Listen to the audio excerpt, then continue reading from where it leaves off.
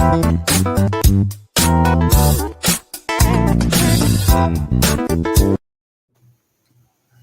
up? What's up? What's up? What's up? A Saturday edition of the Urban Law Show. It's Leslie. I got Charles in here with me. Shout out to Kennedy, who is at a graduation this morning at Prairie View and couldn't be in attendance, but she did her job and provided all the notes. So safe travels to her. What's up, say you, Charles?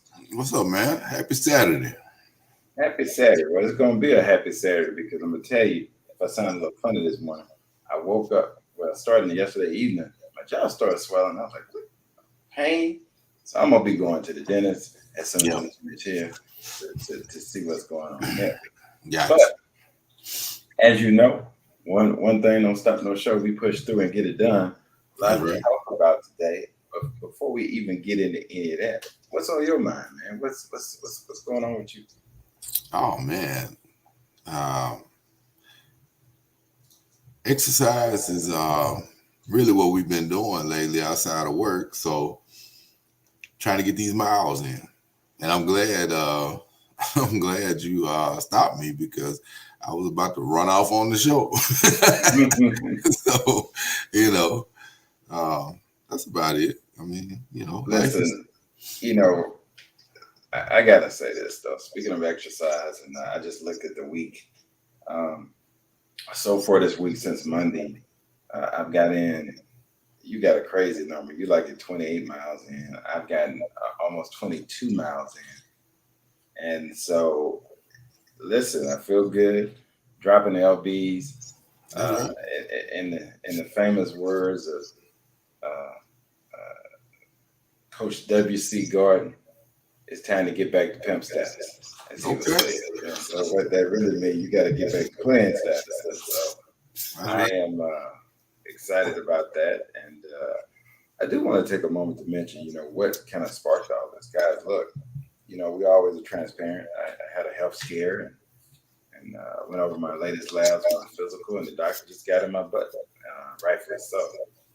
And some of you might have been like me. COVID got you at your biggest weight ever. And it's just time to do something about it. And so since I got that news 2 weeks ago, we've been on the grind. I got all my partners with me. We're grinding together. And so just to show you what you can accomplish, you go from 0 miles to 21 miles, and I haven't even got today in yet. So I'll probably finish the week about 25 miles or so. So listen, you can do it. So if I can get off the couch and get it going, you can definitely do it. So just want to get that encouraged. Not to mention working out in the gym. So I am. Thank you for that. Thank you for that support, brother. And I think it can only help us, and I know it can only help us. And looking forward to this transformation as we encourage people and want to help keep along the way. So if you see us looking a little smaller, looking a little trim, we okay. We healthy. We just grinding. Exercise. Yeah, getting the grind in. But that's what we do. We rally around each other. Everybody needs a support circle, and we got you. We got you, big dog. Absolutely. What's up, Joyce? Hey, what's going on, Joyce? Joyce, where are you these days, Joyce? I kind of lost track of where you are in the country because I know I want to say you in Washington, but I'm not sure the state of Washington. But chime in, let us know where you are, Joyce. These days, I know she was in Pennsylvania for a long time, but I know she since moved, and I kind of lost track. So let us know, shout out, and then the rest of you, as you come on in and join the conversation, we will got a lot to get into today. And Charles, if we look at the top of the news and kind of, I'll read off some of Kennedy's notes here. Yeah, I'm with it. Dealing with the COVID projections, and so of course the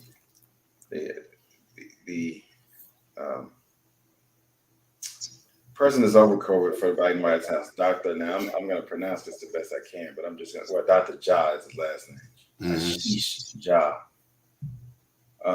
came out with some startling news and said the U.S. could potentially see 100 million new COVID-19 infections if Congress doesn't approve federal funding to fight the pandemic.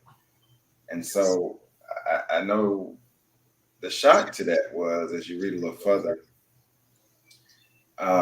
this news jolted some public health experts, even came as a surprise to some top Biden administration officials, who Mm-hmm. started telling CNN, and this is coming from CNN, that the grim forecast and details where exactly that 100 million number had been derived from was not discussed with some key officials intimately involved in the administration's work to fight COVID before Dr. Jha did his interview over the weekend. Mm-hmm. And so when we think about that, I know for a lot of people, we kind of resume back to life as normal. But my thoughts on that, when you look at COVID-19, I mean, the pandemic is still going. It can still resurge at any minute. And so without the funding, all those things we see, from vaccines getting out to testing to having the public health to keep us aware of what's going on, that goes away. And so when you don't have the information, you can't make good decisions. And when you don't have information, you get apathy. When you have huge apathy, you have huge problems. And when you have huge problems, you got chaos. So that's what they're trying to avoid. Your thoughts? Well, my thoughts are this: COVID is not over. And so I think he's right to put it out there. However, talk about that stuff inside with your colleagues and the team before you just run to the media. There's a way to do that. Congress needs to do their job, but you need to also be mindful that COVID is a very delicate situation. And so now it looks political in the way it was handled, because they should have talked about it amongst themselves. You know, that's one of the things I like about the way we break it down. You call everybody out. It doesn't matter if you're Republican, Democrat. If you did it the wrong way, you did it the wrong way. Mm-hmm. And in this case, you did it the wrong way. I mean, you definitely got to make sure everybody's on the same page. Mm-hmm. When you speak, walk, and move about an issue that's such, and it's such a sensitive issue, such as COVID, and affects everybody. So poorly handled, and I'm sure he has got a reprimand for that. I'm sure, but you just can't surprise people with information. Right, and that's my point on the talk about it amongst yourselves. You don't want surprises like that out in the media. Right. You need to let people know the truth, but don't surprise them. Right, because then it's gonna run with itself. Right, it's gonna take off and run. Become something else, and we don't need that. We need honest brokers handling this situation. And I'm not saying he was being dishonest, but at least talk to your team before you put it out there on blast like that. I agree. So, speaking of going on to the next topic, we had an interesting President Biden actually released his list for the U.S. Sentencing Commission, and it included a Mississippi judge. Were you aware of that? I am.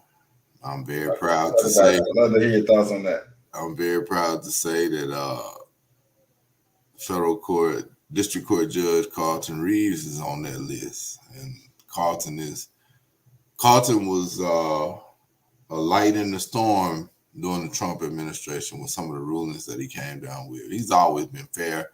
He's always been very, very detailed in his rulings.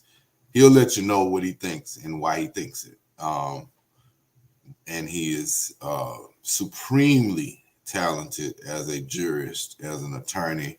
Probably one of the smartest people I've ever met. And he's always taking time out with those of us who came behind him to let us know this is how you do it. He has a beautiful spirit.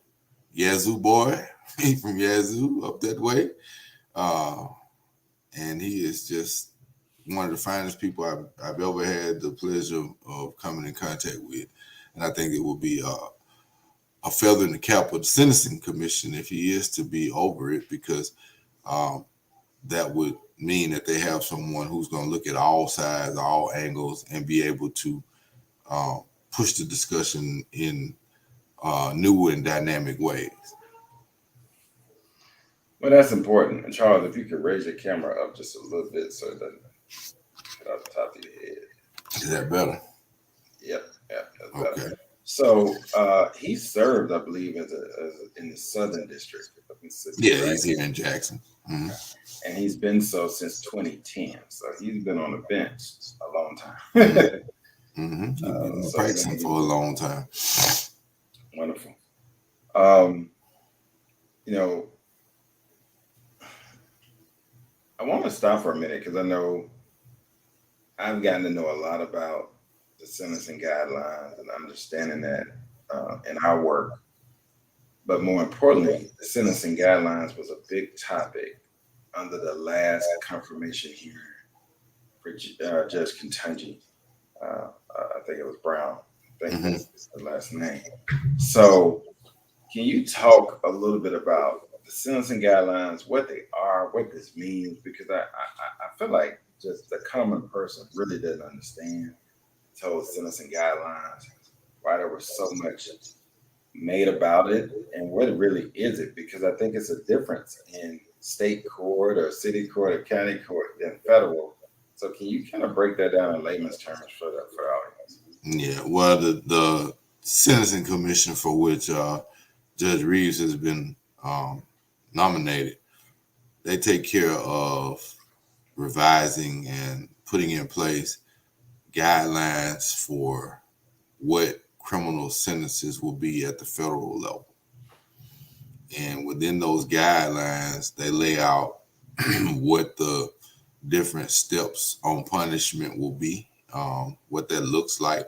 So you have different factors: age, criminal history, background, background markers like that. And so what happens is, from a practical standpoint, the probation office, the U.S. Attorney's Office, and criminal defense attorneys use that to have an understanding of how a sentence may break down from a numbers perspective.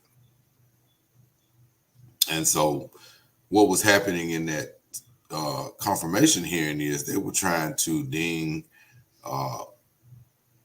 Judge, Justice now, Ketanji Brown, on different sentences in one particular area that had not been addressed in many, many years. And it should have been addressed by Congress, because if there's a problem with the law, then Congress is the one who passes the laws. You know what I'm saying? That's why it's called guidelines opposed to laws. The Sentencing Commission can't make laws. So if there's a flaw with the law, then the Sentencing Commission has to work with that law until the law is changed. And so that just kind of shows you the difference. They were playing politics with the gray area that most people might not understand, like you said, because they don't have to deal with it. And there's a lot in there, so I'm trying to stay away from going into all the technical portions of it with the downward departures and what have you, meaning that a sentence can start at this point and then go down based off of different factors that are outlined in the actual sentencing guidelines. So I think it's just important to know that federal is different from state in that there is a book of guidelines on each crime, and all of us use that to determine what the sentence will be. Unlike state court, where sometimes it can seem like it's arbitrary, it just came out of the sky. You have an idea going in what you're looking at, how it will be calculated. And like I said, all three members of that working group, United States Probation Office, the United States Attorney's Office, and the defense attorneys all have access to that same information to then go before the judge who's using it to calculate sentence. Wow. So that means that if we reflect back a few weeks to the sentencing hearing where they were kept saying, but why did you sentence to this? Why did you sentence this? In response, it's within the sentencing guidelines that was set, and that we don't make the laws. That's that Congress actually makes the laws. Right. I think that's a big point to point out, because I think sometimes even myself, if you don't deal with it every day, you can be like, well, wait a minute, don't the judge get to determine that? Well, they have constraints they have to work within that are Yeah, I set. mean, the judge still determines it, but they're going to try to stay as close to the guideline as possible, unless it's some type of unique case where they can go outside. And so they were trying to ding her for going outside of the guidance, but she had good reason because the law that they were focusing on with the pornography, I believe it was, they picked that on purpose for political reasons. But you know, Congress has not updated how the sentence is in that. So the guidelines goes by what's on the actual books before they start working on the guidelines. So what she was saying was, which is 100% correct. If you want something different, then you are the person that makes the law. Change it. Yeah. So if you change it, then Then by nature, if you change it, we have to change. Right. Yeah. Yeah. No, I get it. I get it. Good point. Good point. I think that's good to break out. Heavy news on a Saturday, but I think it's important for us to understand the importance of Judge Reed being able to be on the Sentencing Commission, having a voice of Mississippi there that understands the issues too. We also got some people from Texas, so it's a pretty broad committee, commission rather. So it should be interesting to see what comes out of that, what the new sentencing guidelines actually look like. Because the reality of it is, when these sentencing guidelines go into place, sentencing guidelines are going to touch you one way or another. They're either going to touch you or someone connected to you or someone you know. So it affects you. And sometimes we don't realize just how much these things affect us. And you always say, "Oh, politics are local." This is a case where I just thought it was important that we understand a little bit more about the context of sentencing guidelines and why this is such a big deal for judges to be on this commission. I think it's a fair statement. I mean, because a lot of people will say, well, what does that have to do with me? It didn't have anything to do with you until you or your loved one or your colleague or somebody is facing it. Then you're scrambling around trying to figure out what it all means. Yeah. Yep. I know, because we've been having to obviously sit with families and explain a lot of that, and hearing you explain that, and just watching the dismay and the puzzlement of families just not really understanding. I think it's something that we, as the everyday citizens, just need to be more aware of what that means and the differences between federal and state. So we've been deep. We've been deep this morning talking about just kind of recapping. We talked about the mistake of the Dr. Joward in his interview of kind of relaying information out about COVID that he had not yet talked with his administration about, and we just talked about how that was wrong. Doesn't handle much better. You want to make sure you step in unison together. We recapped the Judge Reeves from Mississippi Southern District being nominated by President Biden to the Sentencing Commission. And we talked about the importance of that. And Charles recapped the sentencing guidelines and what that means, the federal sentencing guidelines. Of course, which you may have heard a lot of during the Judge Kentucky Brown's confirmation hearing. He broke down what that was and what that means and how it really could affect you, or possibly affect you or your loved one or your family in some kind of way. So that's the deep part of the dive this morning in a very short Saturday show.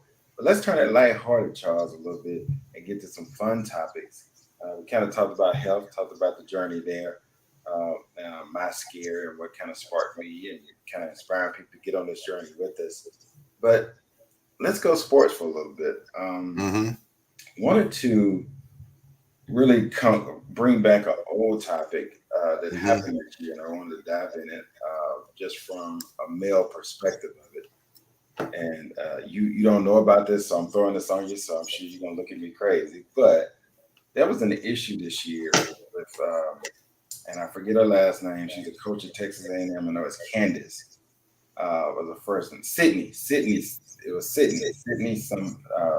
I'll look it up here in a minute. You talking about at Texas A&M? Texas A&M. She's now at Texas, but about her wardrobe. Or wardrobe choice. Yes. And there was a comment that was started by a gentleman on Twitter that really went viral and sparked this whole controversy. And I'm sitting here still saying to myself, I don't get it. I mean, she's fully covered up. I don't get it. What? She had on pink pants. It was October, which is Breast Cancer Awareness Month, and it's specifically significant to me because that young lady is actually from DeSoto, graduated from the community that I live in. So Mm-hmm. I remember watching on that state championship team here, and then she went on to the WNBA. So talk to me a little bit about just the male perspective. Where did that come from, and how did we get here? Some people need to keep their mouths shut. I mean, it's no different than racist statements and sexist statements, classist statements. It's 2022, and she is not breaking any rules. She's not breaking any laws. It's not her fault that she's attractive. If anything, he need to blame her mom and daddy. Because that's what the bottom line is. He's saying she's bringing too much attention to herself. She works out every day. She's got good genetics. And she's very classy, and she's a heck of a coach.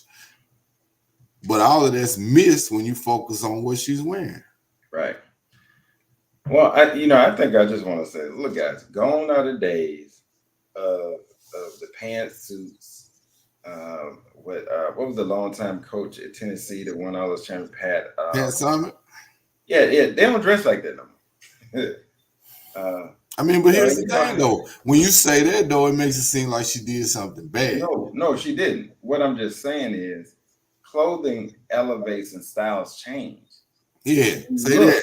Yeah. And so, for the person that made that comment initially, I would love to go back and look at your wardrobe 30 years ago. I bet you. That joker probably can't drill. He can't drill. You got to be insecure to say something like that. Right. She out there doing the thing. You know what I'm saying? Right. She's a positive influence on the young lady she's coaching. I'm sure they relate to her because she's closer in age to them. And she's done everything that society has asked of her. So why is it an issue about her clothing? That's akin. You know what that's akin to? And JJ Redick had to get on to a guy on ESPN just last week because the guy said he wished Draymond Green would just shut up and play. And he said, JJ told him, he said, that is almost a racist statement. You know what I'm saying? Because it has so many negative connotations that you don't want him to have a voice. So she's having a voice of expression in her clothing. Draymond is having a voice of expression through his play and what he says.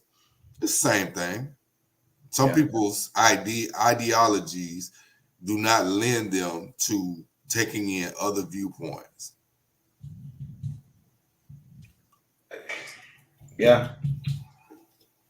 Makes sense. It makes sense. It makes plenty sense. I want to, and before we wrap up, there are some things that I do want to mention. Another thing we have going on. So we have a free resource on Facebook that we're helping people. It's called the March to 750. So we have a free credit club on Facebook. It's called The Credit Corner, THEE Credit Corner. I'm about to put the link in the comments here. You can join it. There's a couple questions you have to ask, certified approved, and we are putting out free information, videos, and lessons each week for you to repair your credit. So in addition to your health, I want you to definitely get your financial house in order. With interest rates going up, it's going to be even tougher to get qualified for loans and things you need. So you need to make sure that you're taking care of your credit. And in this way, remember, you'll hear me say, I didn't just say fix your credit. I said truly learning and understanding it, because you have to understand the concept of it so you fix it for a lifetime. Look, most of us don't have a credit problem. Most of us have a behavior problem. Once we change the behavior, your credit is fixed for life. So as we do that through education, we have live forums where you can ask any questions, and we just help you walk through what you need to do. And again, This is absolutely free resources. And then there are people that say, "Hey, Leslie, I just don't have the time and I don't have the energy to do it." Obviously, you can pay us to do it and hire us to do it, but you can do this yourself. And we're giving you the tools to do it for free. We're giving you the education to do it for free. What I always tell people like credit is like valet service. Me personally, when I go somewhere, I like valet because I don't like to go around looking for my car. But there's sometimes I self park, sometimes I use valet. It just depends on what it is. Credit is the same way, but there's no reason why you shouldn't be in the club getting free education. Then cost you a dime. And we don't Mm-hmm. make anything. But every week we release a new video, new tips, and we have discussion boards and we answer your questions to help you improve your credit. So I'll put that in the comments. So feel free to take advantage of that. We just welcome two new members to the 700 Club this month. I'm going to be making calls later today. And on Monday, they don't even know it yet. They just crossed over to the 700 Club. And both of these individuals started in the low 500. So I'm telling you, you can get it right. You just have to make a decision to do that. And they did it. Um, we're not costing them much at all, really, just some time to pay attention and listen. So just want to remind you that that is available, and I will post that link in the uh, comments right now. So there's the link, just posted in comments, and you can click on that link and join the group. And then when Kennedy gets back, Kennedy manages that group, and she'll make sure she approves your request to join, and then we'll Mm-hmm. make sure you get that information. So I did want to bring that to everybody's attention there. So if you're watching this on replay, no worries. You can still join, take advantage of that free resource. And that's what we're about here, helping people, um, and just like we want you to help us. So let's get it, and let's all be in that 700 club, and then on to the 800 club. That's right. Talk a little bit about what those clubs mean, because people might think that's something we made up. But what opens? So when I hear club, I hear the value that's added to your life by having a credit score of that low. Yeah, I think um, I'll pull up something here in a minute to just kind of show people. But here's the thing, right? We understand that most people understand that they don't have good credit, um, and most people understand that it costs them something, but they don't realize how much it costs you. Yeah. So it costs you in everything you do. So when you go buy that cell phone and you have to pay a deposit to get a cell phone with a major provider like a Verizon or AT&T and you a Sprint, and you have to actually pay a deposit, that means your credit is not good. In case you Mm-hmm. didn't know, that's a warning. And so now you have to pay extra money just to have the right to pay them for service. So think about that for a second. They're saying that they don't trust your ability to pay them back, so they're making you pay them on the front end so they can ensure that they don't lose money. That's what a deposit is. So you can save that money. Your car insurance does a beacon rate. So your car insurance, you're rated by your credit. They measure your risk. Insurance is all about risk. They measure your risk by your credit. So it's factored into your interest rate, your mortgage rate, your homeowners insurance. All of that is affected by your credit and affects your life. So I'm going to pull up. So I'm going to let Charles talk about just a little bit of it. And then I'm going to pull up something that's going to show you just the difference of a simple car purchase.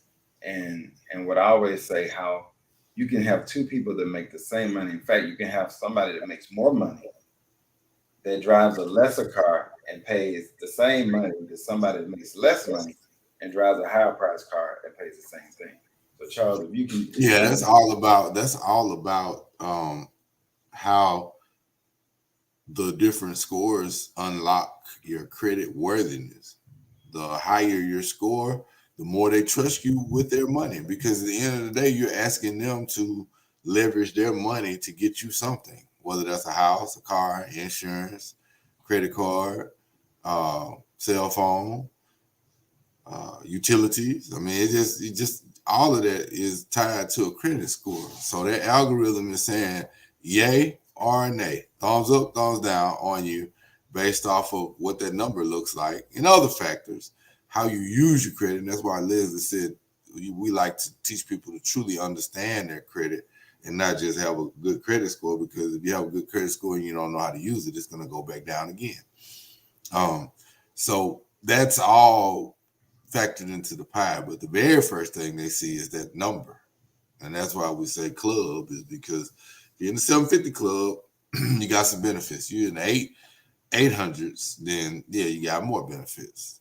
Now, if you're in the 400, 500 club, you got some work to do. Absolutely correct, Antonio. You go in there and you tell them what you want, and they say please and thank you. They don't haggle. I mean, it's just that simple. Once they going in, and then once they see it, they're like, okay, yeah, they do have the credit score and credit worthiness. We might want to make this sale as quickly as possible and give them what they want at whatever rate they want.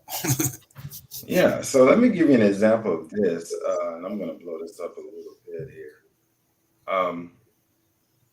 And this is just a sample analysis, guys. So if you take a base level Toyota Camry, $23,000 car, 66-month term. So if we take a person that has a credit score of 730, and this is a conservative estimate, they probably get a better interest rate than now, but even though the interest rates are on the rise now, so they're probably the high end. But they're going to get an interest rate of right at 2%, 1.99%. Monthly payment for that car is $368.22.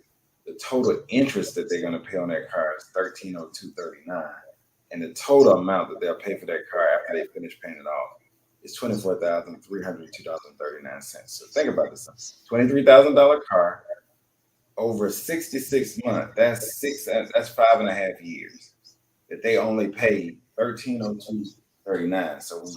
So if I take that in interest, just to calculate, 1,302. Because I like to do real numbers, 1,302.39 divided by 66 months. They're only paying $19.73 a month in interest. That's what they're paying. And then if you look on the flip side of that, if it's a person B and they don't have a super bad credit score, but it's 599, so it's sub 600, they got an interest rate of 14.99%. So for that same car, they're paying $513.97. Here's where it adds up, though. Their interest payment is $10,921.44. So when I do that math over 66 months, they're paying $165.48 in interest a month. So the total price that they pay for that $23,000 car is $33,921.44. Don't you think you have a lot better things you can do with that extra $10,000 or $9,000 that you're paying if you got better credit? What can that other $9,000 go to if you're not having to pay it on that car? And so that's what happens. And then what happens to complicate this matter, because your payment is so high, you probably can't overpay, which allows you to reduce that interest amount you're paying and shorten your payment period, because you can overpay. So every time, if you got a payment of $368.22 a month, pay an extra $10 to $20 and write in when you pay it. Pay 2 separate payments and write in applied directly to principal. So they know that the overpayment, you want to apply directly to principal. You will lower your payment. You can easily lower that 66 months down to probably about 58 months. So now you're cutting the interest that you are paying. But if your payment is $513.97, you probably can't afford to pay extra. Yeah. Or a lot extra, not as much extra. So now if you trade this car in, because how many people most people don't keep a car that long. So if you trade this car in, now you get in a situation where you upside down, you still have the amount you owe on this. They're going to tack that on to the new car, and now you're upside down and you never get ahead, because it's equity and leverage game. And so what we are about teaching you is how to do this the right way, so it benefits you and so you win and not the bank. So we're trying to teach you how to play the game so that you win and not the bank. And that's where you want to be. So that's why it's so personal to me, because guys, I have been on both sides. I've been person B and I've been person A. And let me tell you, I really enjoyed being person A. I didn't enjoy being person B.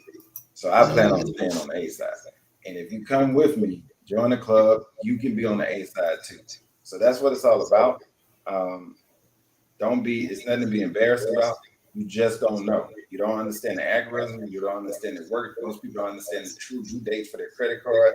They don't understand when to play. They don't understand their blackout days, when they should never use their credit card. They just don't understand the rules. And we teach you that in our program. So they call me the credit coach because I love it so much and I want to help you. So join the Credit Club so we can help you do that absolutely free. We're dropping nuggets every single week on Thursday. We drop new content. So join that club. That's free.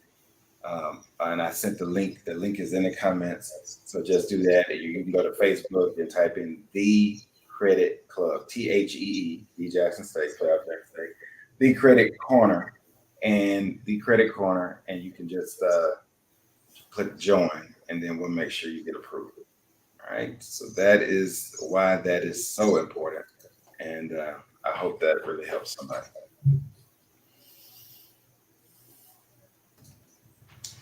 So, Charles, hopefully that broke that down to where that makes sense and people can understand how much money they're leaving on the table. How much? Look, that's a vacation.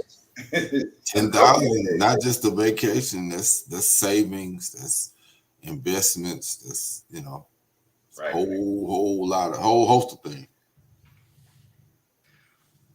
A whole lot of stuff. So I always used to wonder that as a kid. I was like, how does I know, especially young in my career, I was like, I know they make less than me. How can they afford that and I can't? And I had a lot to learn. A lot of it was based on credit. So unfortunately, there was nobody around. The internet was around. The information wasn't accessible. And nobody was teaching like this back then. So there's really no excuse for you now. No. All right. But Charles, that's all I have for today's show. You want to wrap it up for us? Hey, go join the credit side so we can get you that information. And I will say that the information is not because I'm part of the business, but because it has helped me personally. He's dropping dimes, and he will continue to drop dimes. I mean, he loves it, and he's putting the information out there for people. So take advantage of it. All you have to do is join the Facebook group. Other than that, Leslie, everybody enjoy yourself. Drink a lot of water, get a few miles in, stay healthy. And I was about the health tip, guys. You don't have to kill yourself. It don't take a lot. I'm learning. And I'm learning because I'm a baby in this game. And I struggle every day. And I have to just tell myself, do it today. I can't worry about tomorrow. Just do it today. And as my good friend Antonio told me, give me 30 minutes a day minimum. Just give me that and do that every day. And I promise you, you'll build up over time, but don't try to go out and tackle everything on day one. So that's right. It is. Well, until next week, and hopefully Kennedy will be back joining us, but we will be on our summer schedule. Just want to remind you, we'll always post the notifications when the show is going to happen. In the summer, we kind of fluctuate between days and we change it up because of summer schedules and whatnot. But let's keep Kennedy definitely in your prayers as she prepares. In a few weeks, she'll be departing and starting her summer intern and research journey. And she shared that with you guys last week. So if you didn't see that, go back and watch last week's show. And we're really proud of her and what she has ahead of her and a big summer ahead of her. So you'll be seeing her throughout the summer at different locations as she is matriculating through her summer internships. With that being said, go out and make it a great day and treat somebody that you don't know kind and be a blessing to somebody that doesn't expect it. That's what I have, and I hope you go out and make it a great day. See you next time.